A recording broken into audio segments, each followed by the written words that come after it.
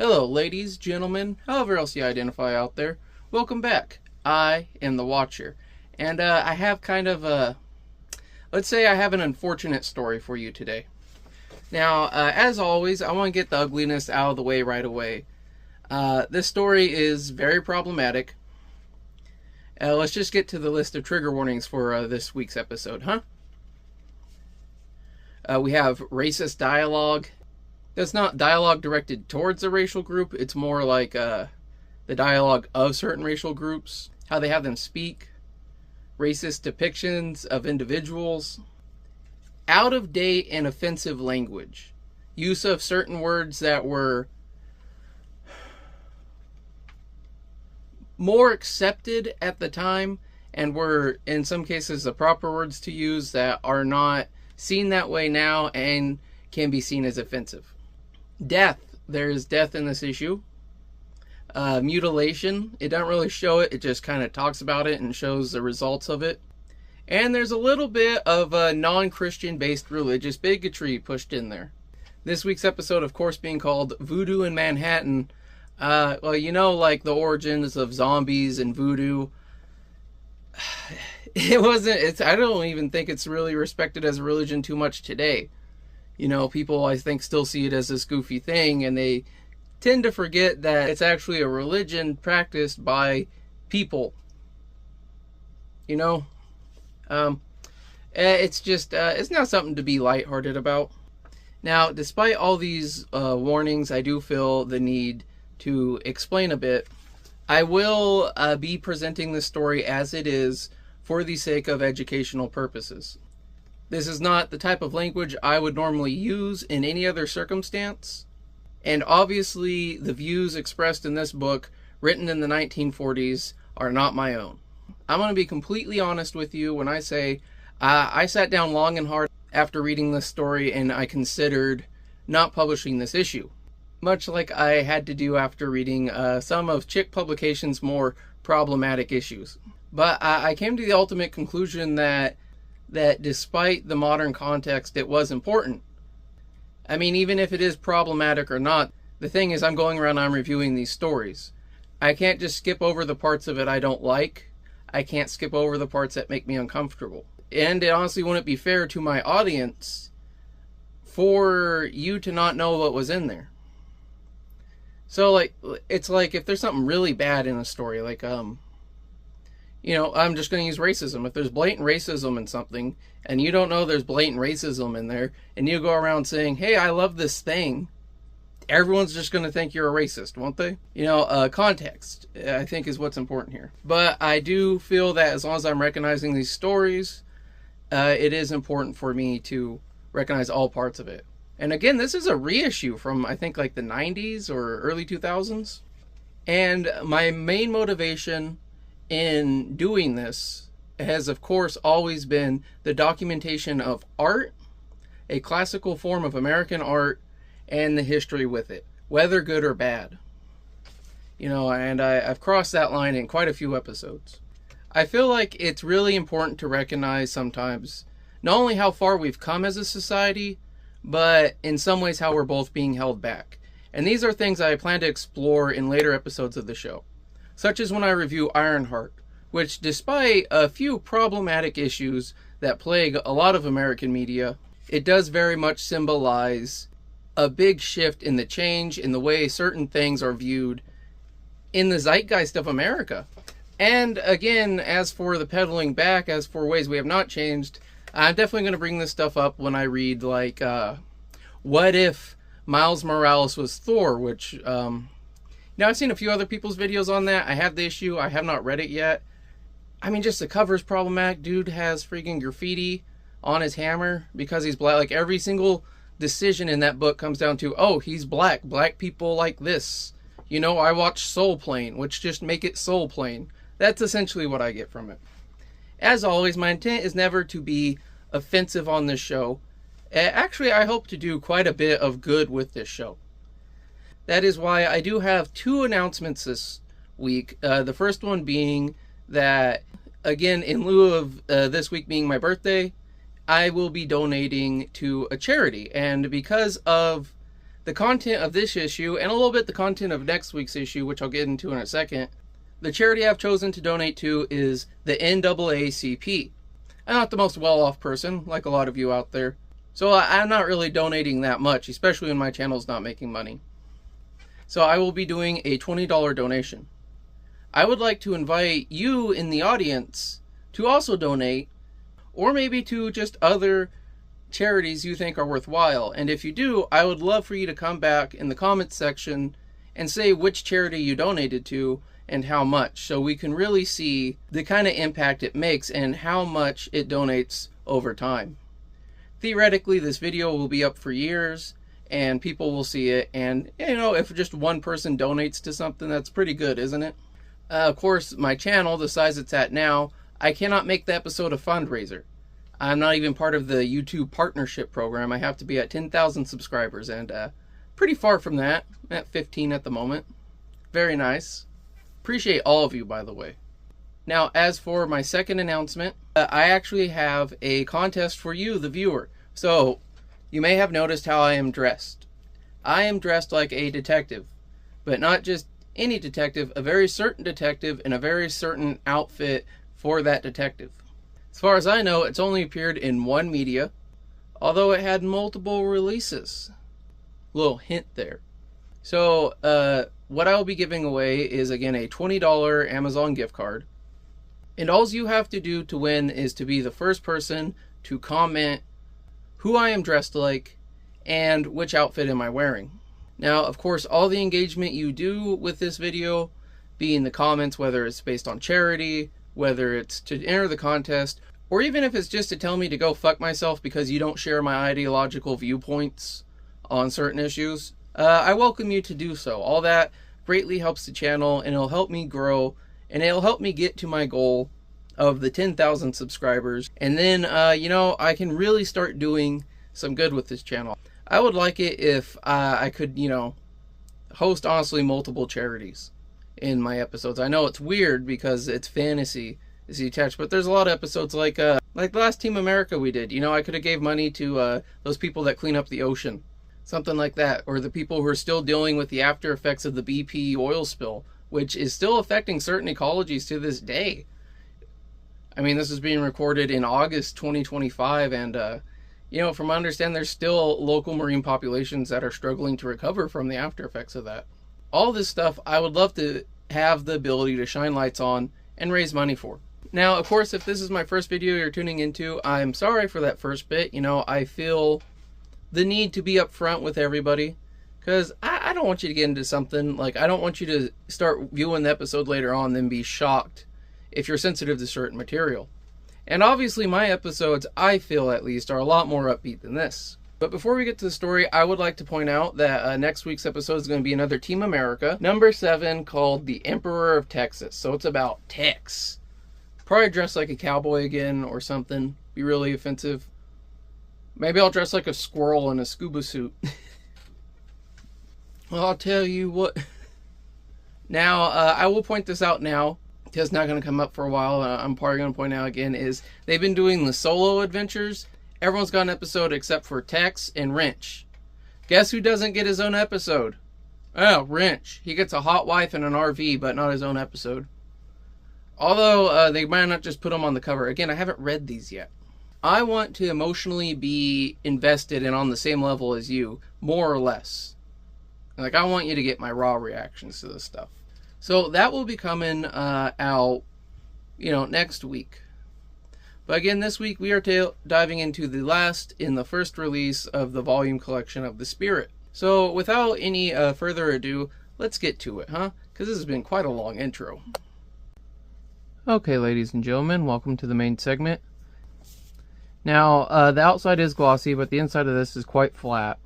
So you don't have to worry about the glare too much in this week's episode. I'd also like to address it right away is, no, I don't have an open wound anymore, and, I don't know, it looks pretty dark on camera, but it's actually finally getting lighter. So tattoo removal is coming along well. I don't know if anyone's been invested in that or not, but you look at my hands the whole time, you kind of are whether you want to be or not. You know, one of my initial ideas for a YouTube channel was just having a stick with a little ball on it and examining objects with that without saying anything. So when you open up this week's issue,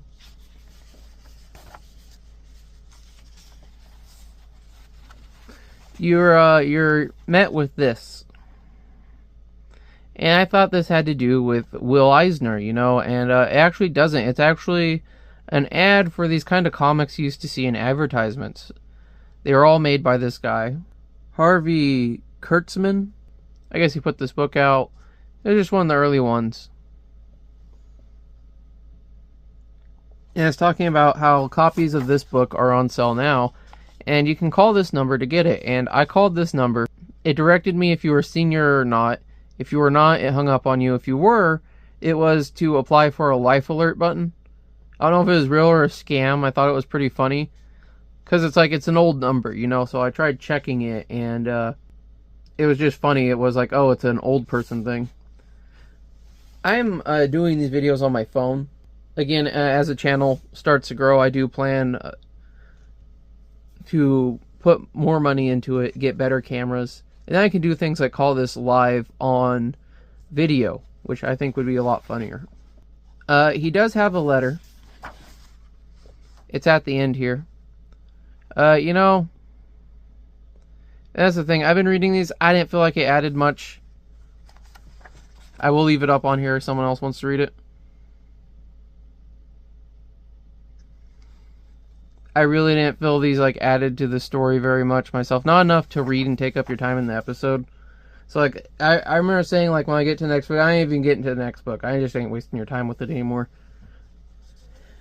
Unless I feel like it's pertinent somehow to the history of the artwork or the artwork itself. I mean, like the other ones, they at least weirded me out a bit with kind of what a freak Eisner tended to be. But like that one didn't even have that. And I don't mean freak as in like, oh, derogatory, like, oh, that guy, he bites the heads off chickens. I mean as in like, oh, get your freak on. Like when he worked for the Lady magazine.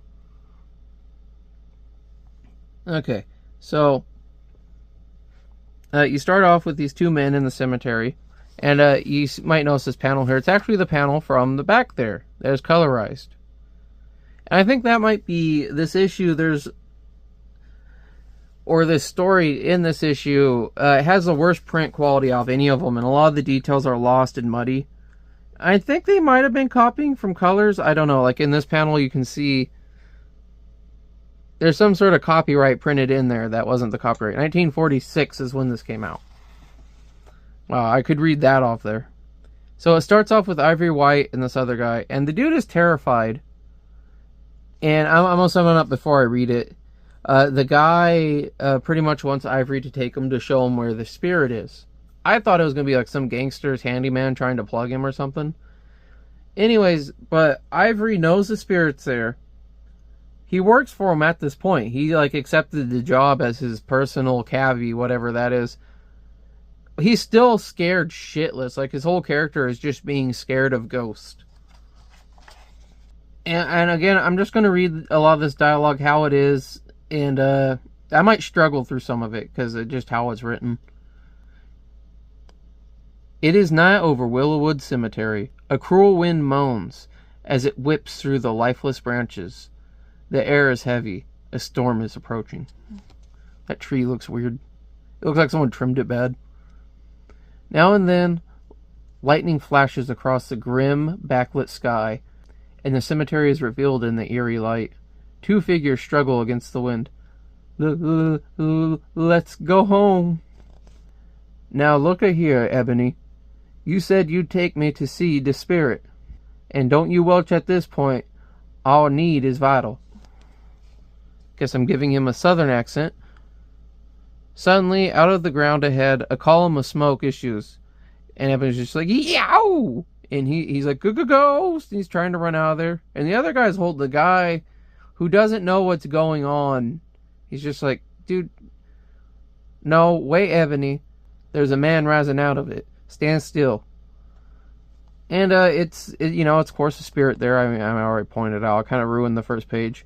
Ebony White, what are you doing here? And their guy's like, it's the spirit.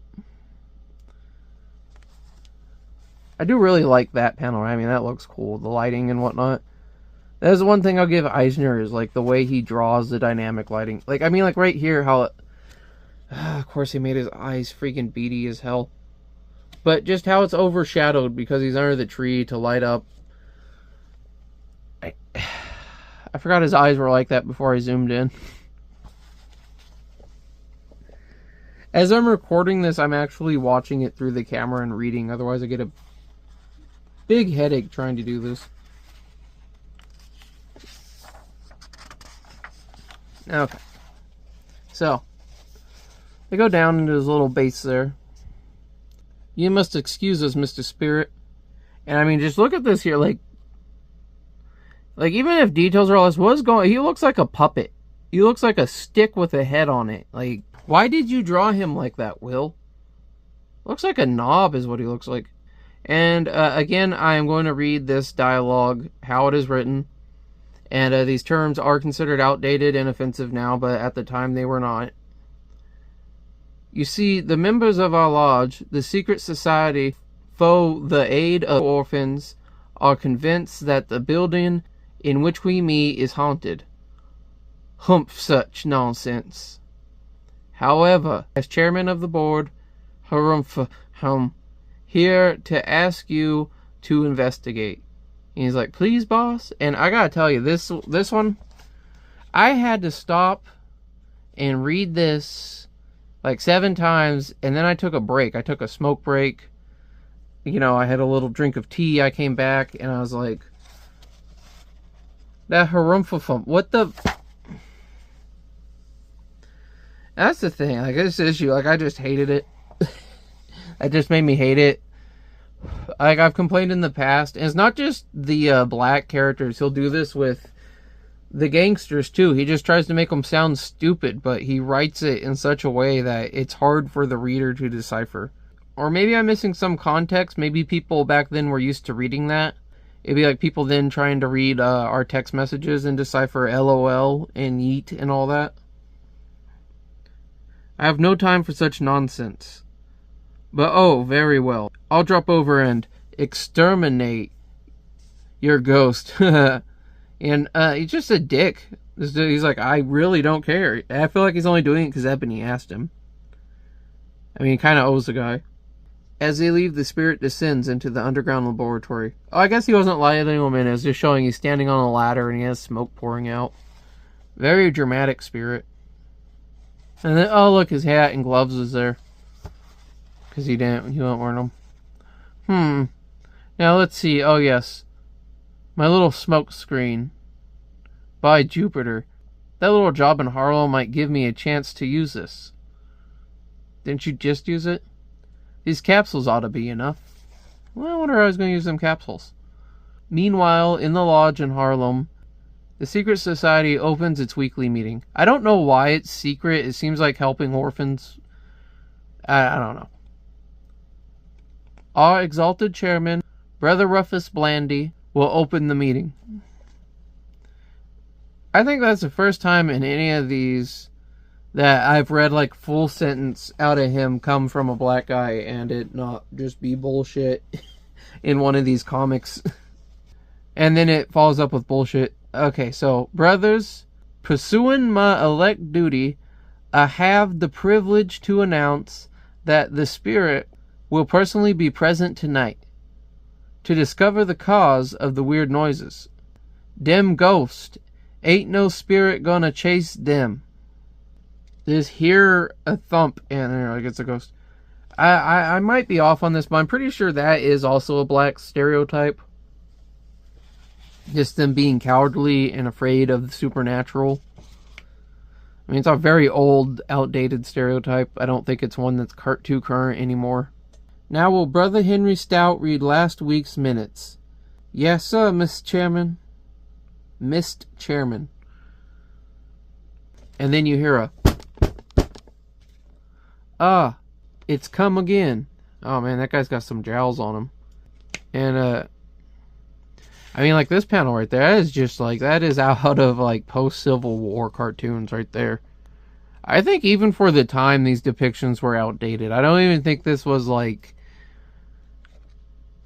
I don't know. Maybe someone can prove me wrong in the comments and bring up other stuff from around 1946 where they still depicted people like that.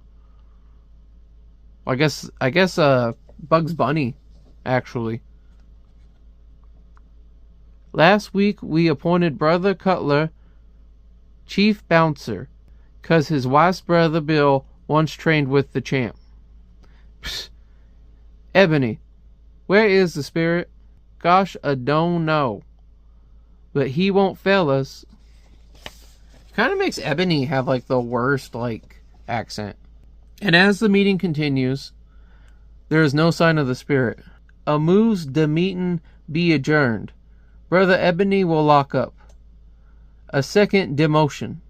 Guess the spirit done forget to come tonight. Yeah, the spirit am scared, that's all. He is nothing of the sort.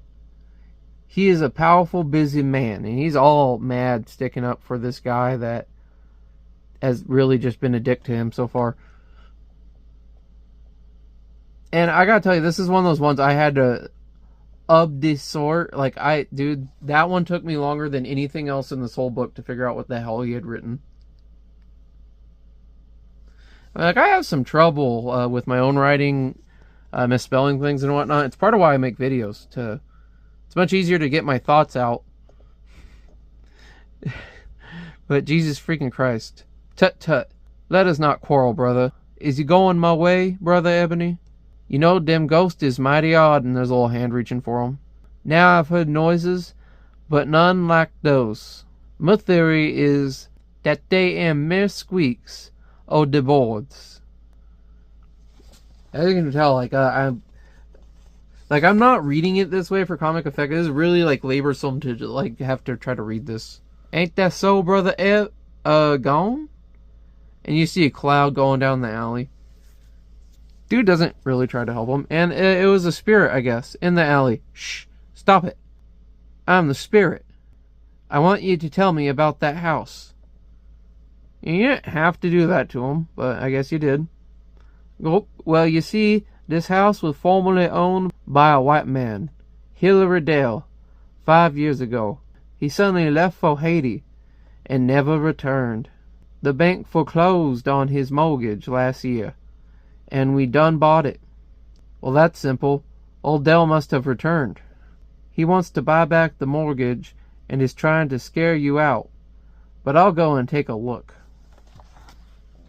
If you want to buy back the mortgage, why not just buy back the mortgage?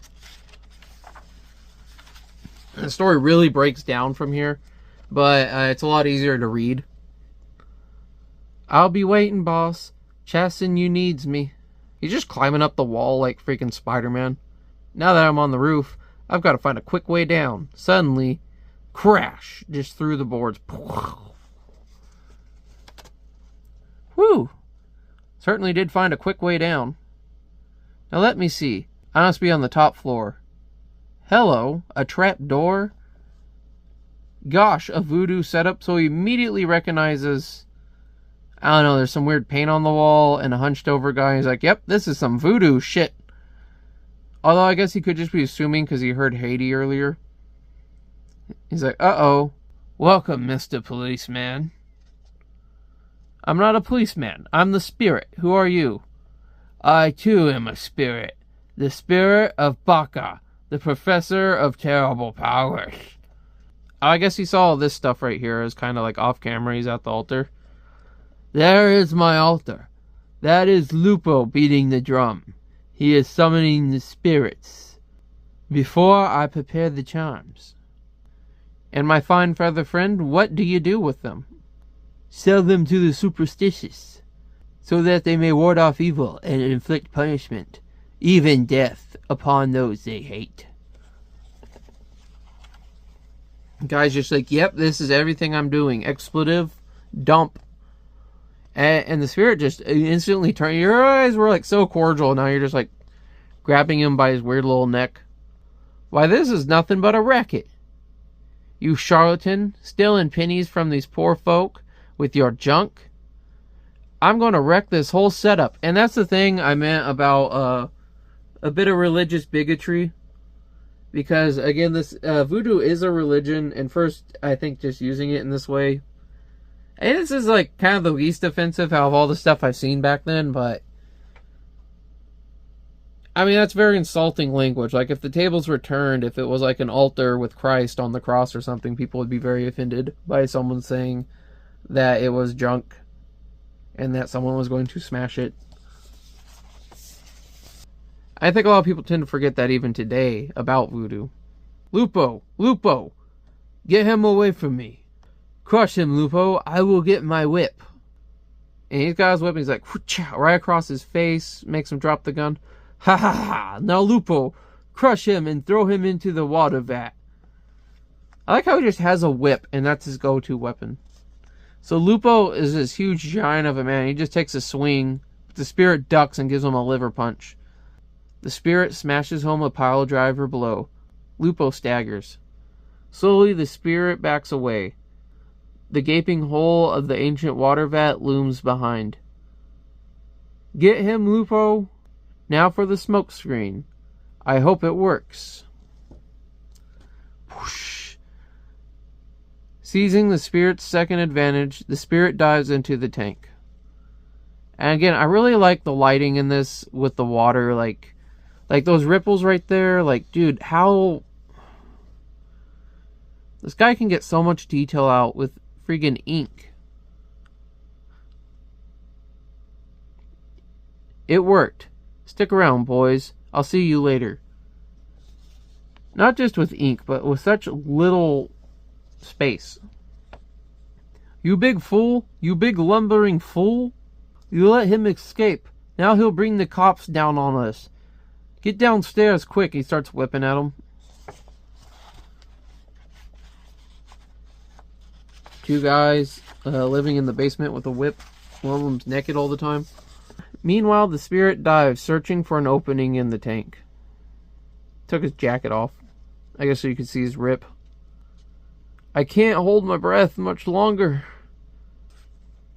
Ah, this leads to the cellar, and somehow he opens that door despite all the water pressure on it, and it just starts pouring out. Now I've got to find a phone. Maybe the lodge has one. It's a lodge now. Just smashes their door. You'd think they'd had a fortune in here, the way they lock up this place. Oh, so it was locked, so I guess... You didn't... Still, dude, you didn't have to smash the fucking door. Hello, police headquarters? Commissioner Dolan? This is the spirit. I've just uncovered a voodoo racket up here in Harlem. Where am I? Trace this call if you want to know. No time to give directions, so you know, but you just don't want to... It'll, like, take 2 minutes. You tell them the exact building and address that freaking Ivory told you to go to earlier. Again, a dick. And, you know, I also want to say, having a voodoo racket is not illegal. Even back then, it wasn't illegal to practice a religion and to sell charms based around your religion. So this guy's not really doing anything wrong other than being freaky and I guess trespassing in a property that used to be his house and was foreclosed on him when he disappeared for mysterious reasons. There he is, calling the cops. Get him, Lupo. Stop him. And by the way, you'd better send up an ambulance. A couple of guys are going to need one. So long. And then he throws the phone at Lupo's head. It just smacks across it. Enraged, the giant lunges. And I guess Denny does like this little like sweeping kick. As the giant rises and he jumps up so he can uppercut him in the chin. The spirit's blows have little effect. The brute swings wildly. Good! Ha ha! Good work, Lupo. It doesn't really explain where he gets this giant from. The voice seems to awaken the giant. Blood in his eyes, he turns on his master. You always beat me. Now I kill you. He's like, keep away from me. And he shoots him with a gun. Apparently has no effect on him. With ease, the giant wrenches the pistol from his hand. And as he flings it away, the dazed spirit is just recovering from Lupo's blows. Phew! That brute shook my ancestors with that punch. He's like, hey, stop it! Choking that guy to death. The giant sinks forward. his still hand still clutching his master's throat. And somehow the guy's able to talk despite all this. He's like, "No, you spirit, I'm done for." And he has time to monologue while he's dying. "Who are you?" "I am Hilary Dale. A few years ago, I went to Haiti. One night, I sneaked into a voodoo ceremony. The only white man ever to see it. They caught me, tortured me, left me for dead. I escaped, came here with Lupo, and made use of my knowledge. So he didn't really do anything. I mean, I guess illegal immigration, maybe. I don't know Lupo's backstory.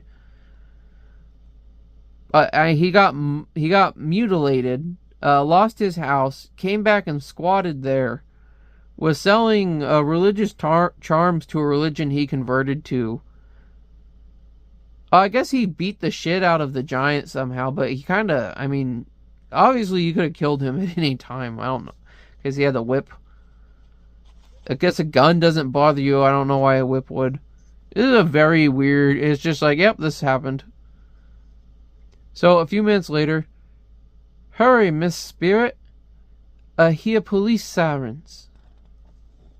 "Well, Ebony, the ghost of your lodge are dead." "I should have told Dolan to bring a hearse. Hurry, Ebony, I'm cold." "They're dead? Well, you didn't kill freaking Lupo. They didn't show what happens to Lupo." He's like, "I'm free. I'm just gonna go, I don't know, drink." Kind of need one myself after this. You forgot the "Yes, sir, Mr. Boss Spirit." So make sure to go insert that between your little rant after you read the Spirits lines. And that's the end of this issue. And there's this, and again, I'll put this up so you can read it. I didn't really find it pertinent. I do like how there's not really a lot of ads in this, kind of like the Heck Boy comics, especially for it being a collection. But that's pretty much all I got for you on the Spirit this week. So let's get to the final thoughts and wrap this one up. Why don't we? So, what'd you think, huh? Did I oversell it again? Did I undersell it? You know, personally, I'm not even going to touch on some of the glaring issues at the moment. I'm just going to talk about the story at first. It seemed really bad. Like, first off, how am I supposed to care about it when the hero doesn't even care about it? Like, he could give a shit less, it seemed. He didn't even tell the people he was done, really. He's just like, "Oh, fuck you guys, I'm out of here." Cole is really a dick. I didn't realize that when I started. He's a dick. Every episode he's a dick. It's never like, oh, he makes up for it. It's like, no, he's just a dick. It doesn't even show the people that he's arresting doing anything bad. They just kind of say it a lot of the time. So it's just like, he's just being a dick to be a dick. He's a dick to the people he helps. And then it's like, it was kind of confusing. It was patchy. There was a lot of like, why is this happening? I don't know. I really didn't feel like when Eisner wrote this, his heart was in this one. Especially the drawings were a lot lazier for some of his. Maybe it was the scanning made them bleed together, but there was like a lot of detail lost. Maybe in the inking process and the copying process. As for the racial issues, like, again, this was so hard for me to read. And I don't mean that like, oh, it upset me so much. It was hard for me to read grammatically because of how Will wrote this to try to sound black. It's just like, there's some of it, like, ladies and gentlemen, when I first read this, I had to stop and read something over and over and sound it out and then record myself and listen to the recording to figure out what I was saying so I could pronounce it for you here. It's just, it's not even, it's like he just hit the typewriter. Like the whatever that guy said. What the heck was that?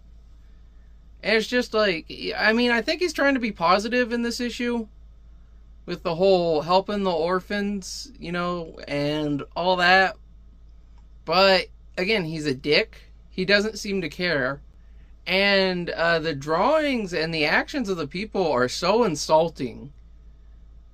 It's just like, oh yeah, I'm helping you out. guy. You know, I'm gonna help you. You're my little guy because you need it. Yeah, don't you? That's kind of like the energy I'm getting. And it's like, you look so funny the way you do. It's weird. It's weird to me. It's weird. You know, I said earlier in the episode, it's really surprised me because up to this point, like, the only black person you really seen was Ivory. And it's kind of like I said, him and a lot of people in here, they're used as props. I mean, even in this episode, they're used as props. They're not really fleshed out characters. And this one is just like, oh no, I've been saving it all for this episode. Before, I could see it as like, oh, that might just be what was common back then, you know, especially for that type of media. But it was the focus of this episode. It wasn't my cup of tea, you know. As for the classic, can he beat Captain Planet?